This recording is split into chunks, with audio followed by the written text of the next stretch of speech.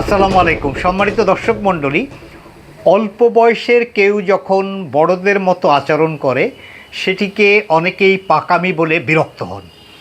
আবার পরিণত বয়সের কেউ যখন ছেলেমানুষি করেন কিংবা একটু মজা করেন কিংবা আনন্দের উপলক্ষ হিসেবে ওই ছেলেমানুষি কাজটি করেন এবং তার মধ্যে যদি কোনো বার্তা থাকে তাহলে অধিকাংশ মানুষই আবার সে ব্যাপারে উৎসুক হয়ে ওঠেন। কথাগুলো এ কারণে বললাম যে সম্প্রতি প্রথম রাষ্ট্রীয় সফর প্রধানমন্ত্রী হিসাবে বা রাষ্ট্রের প্রধান নির্বাহী হিসাবে জনাব তারেক রহমান তিনি মালয়েশিয়ায় গমন করলেন। মাত্র 18 ঘন্টার তার এই রাষ্ট্রীয় সফর, এটি নিয়ে অনেক কথা আছে, আলোচনা আছে, সমালোচনা আছে, প্রশংসা আছে, প্রত্যাশা আছে।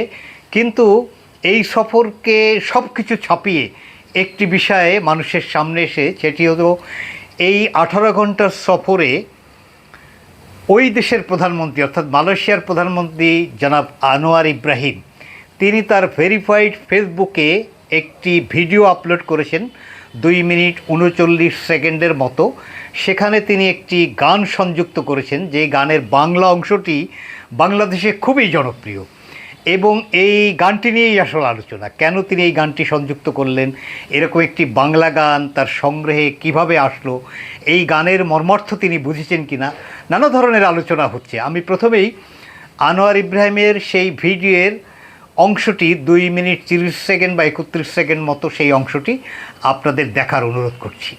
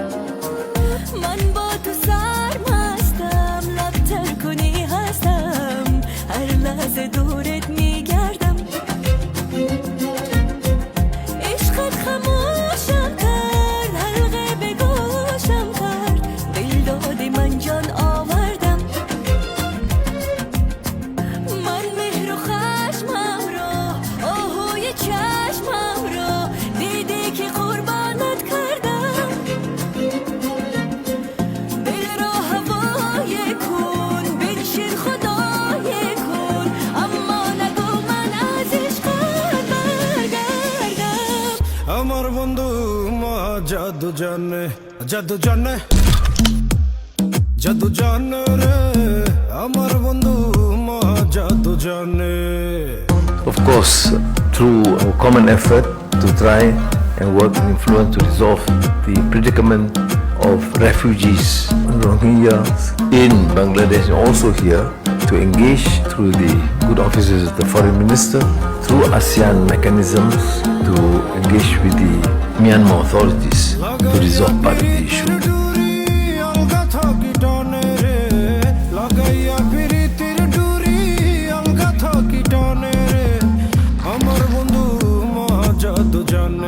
জাদু জানে, জাদু জানে রে, আমার বন্ধু জাদু জানে। নয়ন তুলে শোনা বন্ধু চাইল যাহার পানে, নয়ন তুলে শোনা বন্ধু চাইল যাহার পানে, মন্ত্র ছাড়া করে জাদু দুই নয়নের পানে, মন্ত্র ছাড়া করে জাদু দুই নয়নের পানে রে, আমার বন্ধু জাদু জানে, জাদু জানে, জাদু জানে রে, আমার বন্ধু জাদু জানে, জাদু জানে, জাদু জানে রে, আমার বন্ধু জাদু জানে।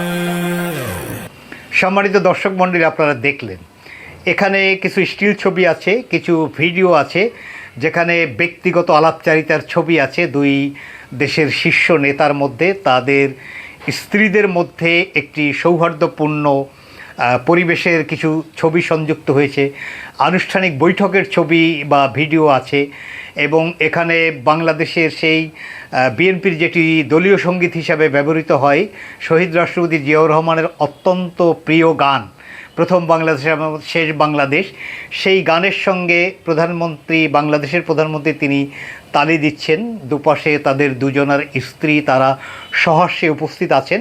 কিন্তু আমরা আনোয়ার ইব্রাহিমকে আরও বেশি অ্যাক্টিভ দেখলাম।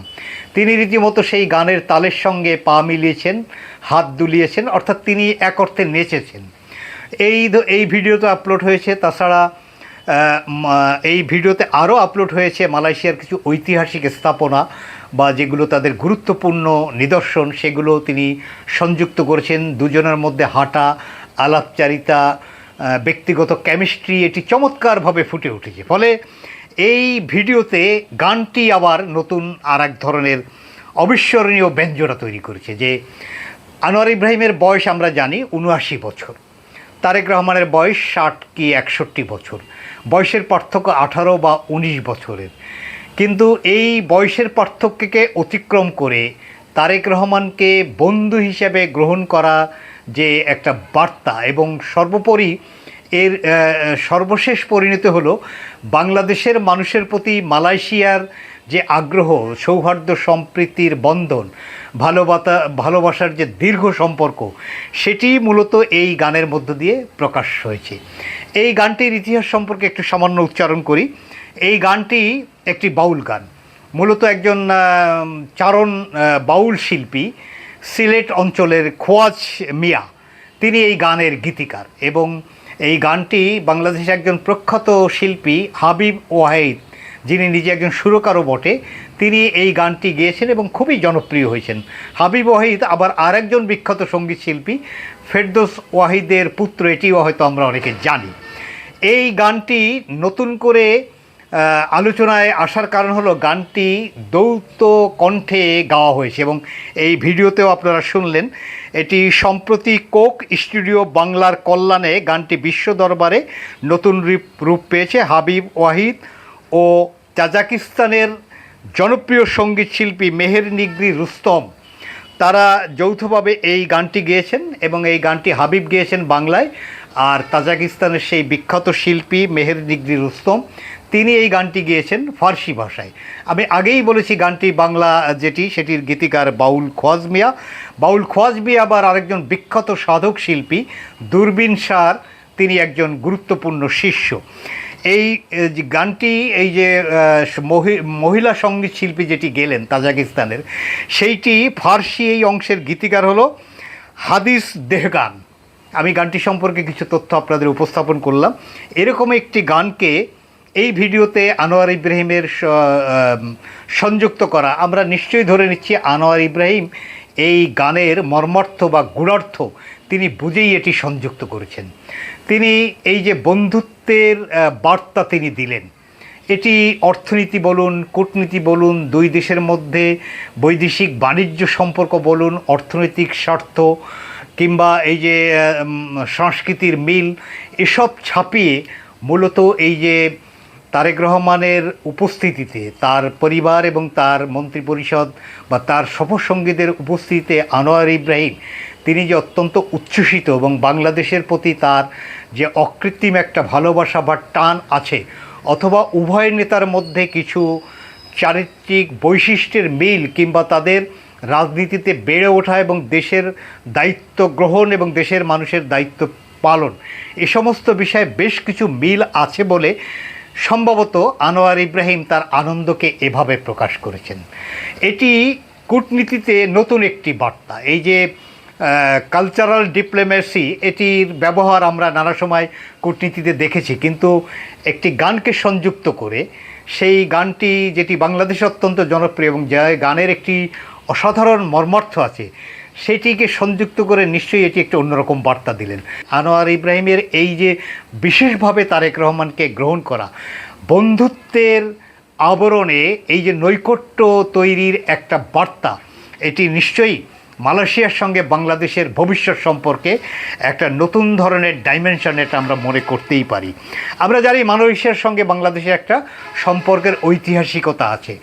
1979 সালে প্রেসিডেন্ট হিসেবে যখন জিয়াউর রহমান মালয়েশিয়ায় যান, মূলত মালয়েশিয়ার সঙ্গে আমাদের এখন যে সম্পর্ক, যেমন মালয়েশিয়ার শ্রম বাজারে আমাদের একটা আধিপত্য আছে, মালয়েশিয়ার সঙ্গে ব্যবসা বাণিজ্যে আমাদের যে একটা সম্পর্ক, ধর্মীয় এবং সাংস্কৃতিকভাবে আমাদের যে মিল, সেটির সূচনা কিন্তু সেই 79-এ জিয়াউর রহমানের হাত ধরে। পরবর্তীতে 1993 সালে বেগম খালেদা জিয়া যে মালয়েশিয়া সফর, সেটিও অত্যন্ত সৌহার্দ্যপূর্ণ ছিল, সৌকর্যময় ছিল, অত্যন্ত একটা উন্নত সম্পর্কের একটা ভিত আরও প্রতিষ্ঠিত করার একটা বিষয় ছিল।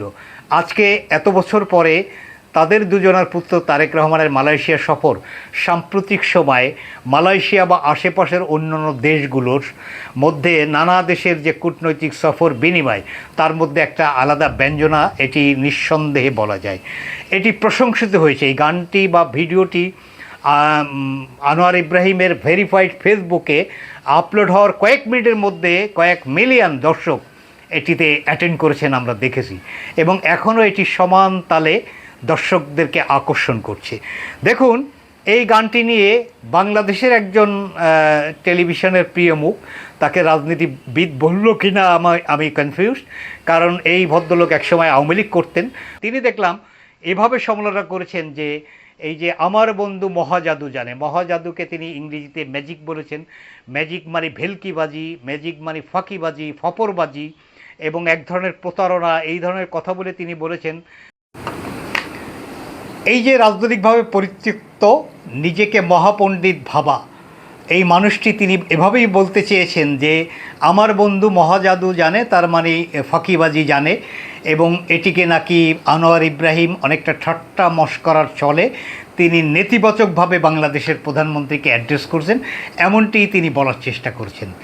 এই ভদ্রলোক গানের মর্মার্থের যে অপব্যাখ্যা করেছেন, তার বিপরীতে আমরা একটু বলতে চাই, এই যে আমার বন্ধু মহাজাদু জানে, মূলত এটি একটি আধ্যাত্মিক এবং প্রেমের গান। এর মর্মার্থ হলো পরমাত্মা বা প্রিয় মানুষ এমন এক অতীন্দ্রিয় আকর্ষণ ও প্রেমের ডুরি দিয়ে বাঁধে, যার ফলে দূরে থাকলেও মন তার টানে বাধা পড়ে থাকে। গানটিতে আরও বলা হয়েছে, লাগাইয়া পীড়িতের ডুরি আলগা থাকি টানেরে আমার বন্ধু মহাজাদু জানে। এর অর্থ হলো বন্ধুটি এতটাই মোহনীয়, এতটাই আকর্ষণীয় যে আপাতদৃষ্টিতে আলগা বা দূরে মনে হলেও অদৃশ্য প্রেমের টানে সে মনকে পুরোপুরি বশ করে রাখে। এবং এছাড়া আরও বলা যায়, বন্ধুর প্রেমে পড়া মানুষটি নিজের ইচ্ছেকে তার হাতে সমর্পণ করে দেয়, তার মাঝে এক ধরনের মধুর আত্মসমর্পণ ফুটে ওঠে। এটি হলো গানের মূল মর্মার্থ, যেখানে আমরা ব্যাখ্যা করতে পারি যে আনোয়ার ইব্রাহিম তার জীবন এবং সংগ্রামের নানা পর্যায়ে তারেক রহমানের জীবন এবং সংগ্রামের সাথে একটা মিল খুঁজে পেয়েছেন। এটিকে যদি আমরা এভাবে বর্ণনা করি, তারেক রহমানের রাজনৈতিক জীবন অত্যন্ত সংগ্রাম মুখর এবং তিনি নানা ধরনের রাষ্ট্রীয় নিগ্রহের শিকার হয়েছে। সেই 111 সরকারের সময় তিনি শারীরিকভাবে আঘাতপ্রাপ্ত হয়েছেন, ক্ষতিগ্রস্ত হয়েছেন, তার জীবন আশঙ্কা তৈরি হয়েছিল, তিনি জেলে থেকেছেন, তিনি মিথ্যা মামলায় জর্জরিত হয়েছেন, তার চরিত্রে কলঙ্ক লেপনের নানা ধরনের রাষ্ট্রীয় নিবর্তন তার উপরে চলেছে। এক পর্যায়ে তিনি দেশের বাইরে যেয়ে জীবন বাঁচাতে সক্ষম হয়েছেন পরম করুণাময় দয়ায়। একইভাবে আনোয়ার ইব্রাহিম, তিনিও তার দেশে তার রাষ্ট্র কর্তৃক নিগৃহ শিকার হয়েছেন, তিনি জেল খেটেছেন, তার বিরুদ্ধে চরিত্রে কালিমা লেপন করে এমন মামলা দিয়ে তাকে জেলে রাখা হয়েছে, রাজনীতি থেকে বিযুক্ত রাখা হয়েছে। পরবর্তীতে তিনি জেলখানা থেকে মুক্ত হয়ে জনগণের আস্থা অর্জন করে তিনি তার দেশের শীর্ষ নেতৃত্বে এখন অবস্থান করেন। একইভাবে তারেক রহমানও বিগত 12ই ফেব্রুয়ারির নির্বাচনে নিরঙ্কুশ সংখ্যাগরিষ্ঠতা লাভ করে তিনি এখন প্রধানমন্ত্রী হিসেবে বাংলাদেশের দায়িত্ব পালন করেন। এই যে সংগ্রাম এবং জনগণের দায়িত্বে কমিটমেন্ট, এটিতে দুজনের মধ্যে মিল আছে। এছাড়া উভয়ের স্ত্রী পেশায় দুজনেই একজন ডাক্তার জোবায়দা রহমান, এবং মালয়েশিয়ার প্রধানমন্ত্রী আনোয়ার ইব্রাহিমের স্ত্রীর নাম হলো ডাক্তার ওয়ান আজিজা বিনতে ওয়ান ইসমাইল। এই দুজন মহিলার তাদের স্বামীদের প্রতি কর্তব্যপরায়ণতা একটা গুরুত্বর মিল আছে। যেমন ডাক্তার জোবায়দা রহমান আমরা দেখেছি 111-এর সময় তারেক রহমান যখন রাষ্ট্রীয় নিবর্তনের শিকার, অত্যন্ত ঠান্ডা মাথায় এই মৃদুভাষী এই মহিলা, এই ভদ্র মহিলা, তিনি তার স্বামীর পাশে যেভাবে নিবিষ্ট চিত্তে দাঁড়িয়েছেন, সংগ্রামে অনুপ্রেরণা জুগিয়েছেন, চাকরি ছেড়ে দিয়ে স্বামীর সঙ্গে বিদেশে চলে গেছেন, কিশোরী কন্যাকে নিয়ে যে সংগ্রামী জীবন তিনি তারেক রহমানের সঙ্গে তিনি কাটিয়েছেন, এটি নিশ্চয়ই তাকে অন্য মাত্রা দিয়েছে। একইভাবে আনোয়ার ইব্রাহিমের স্ত্রী ডাক্তার ওয়ান আজিজা, তিনিও তার স্বামীর এই নিবর্তনের সময় একটা সংগ্রামী জীবন কাটিয়েছেন। তিনি এমনকি স্বামীর রাজনৈতিক দল সেটির দায়িত্ব নিয়ে তিনি রাজনীতিতে নেতৃত্ব দিয়েছেন। স্বামীর পাশে তিনি দাঁড়িয়ে স্বামীকে সর্বাত্মকভাবে তিনি সহযোগিতা করেছেন। ফলে তাদের জীবনের এই যে সংগ্রাম, স্বামীর পাশে দাঁড়ানো, সেক্ষেত্রে একটা মিল আছে। ফলে তাদের মধ্যে বন্ধুত্ব এটি অনেকটাই সহজাত এমনও মনে করা যেতে পারে। এই জীবন সংগ্রাম, জনগণের প্রতি দায়িত্ববোধ তাদের বন্ধুত্বকে অন্য উচ্চতায় পৌঁছে দিয়েছে। এই ভিডিওতে যে গানটি সংযুক্ত করা হয়েছে মূলত তার সারসংক্ষেপ আমরা এভাবেই ব্যাখ্যা করতে পারি। এটিকে নেতিবাচকভাবে উপস্থাপন, এটি নিশ্চয়ই একটি নিন্দা জ্ঞাপনের মতো একটি অপকর্ম হিসাবেই ধরে নিতে পারি। ফলে তাদের এই নৈকট্য, তাদের বন্ধুত্ব আগামী দিনের বাংলাদেশের অর্থনৈতিক সমৃদ্ধি, রাজনৈতিক স্থিতিশীলতা এবং উন্নয়ন সহযোগী হিসাবে মালয়েশিয়ার সাথে বাংলাদেশের সম্পর্ক নিশ্চয়ই এটি আমাদের প্রত্যাশার মতোই অতীব সুন্দর এবং মসৃণ হবে, এটি আমরা প্রত্যাশাই করতে পারি। অন্যতম বৃহত্তম শ্রমবাজার বাংলাদেশে, সেটি মালয়েশিয়াতে।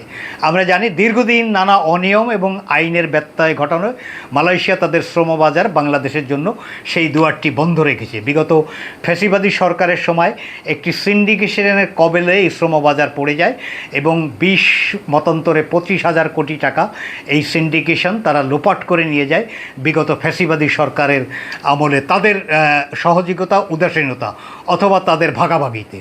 সেখানে আইন কানুনের কিছু রিসাফল দরকার, এটি উল্লেখ হয়েছে দুই নেতার মধ্যে আলোচনায়। আইনের ব্যত্যয় যেখানে যেখানে ঘটতে পারে সেটিকে রিপেয়ার করে অত্যন্ত একটি সুশৃঙ্খল, একটি সমৃদ্ধ একটা কন্ট্রাক্ট, যেটির নমুনা আমরা খুব শীঘ্রই দেখতে পারবো। আমরা যতদূর জেনেছি আগামী মাসেই হয়তোবা মালয়েশিয়া থেকে একটি উচ্চপদস্থ টিম বাংলাদেশে আসবে। সেখানে টার্মস অ্যান্ড কন্ডিশন নির্ধারিত হলে আগামী বছর থেকেই মালয়েশিয়ার শ্রমবাজার বাংলাদেশের জন্য উন্মুক্ত হবে, অবারিত হবে এবং পূর্বের থেকেও অনেক বেশি হেলদি হবে, এমন প্রত্যাশা আমরা করতেই পারি। এবং বাংলাদেশ মালয়েশিয়ার সহযোগিতা নিয়ে তার অর্থনৈতিক উন্নয়ন এবং সমৃদ্ধিতে আগামী দিনে এগিয়ে যাবে, এমন প্রত্যাশা আমরা করতেই পারি। তাদের মধ্যে এই বন্ধুত্বের বারতা উভয় দেশের জনগণ, উভয় দেশের অর্থনীতি, উভয় দেশের সংস্কৃতি সব ক্ষেত্রেই অবারিত, উন্মুক্ত, সমৃদ্ধ হবে, এমন প্রত্যাশা করেই শেষ করছি। ধন্যবাদ।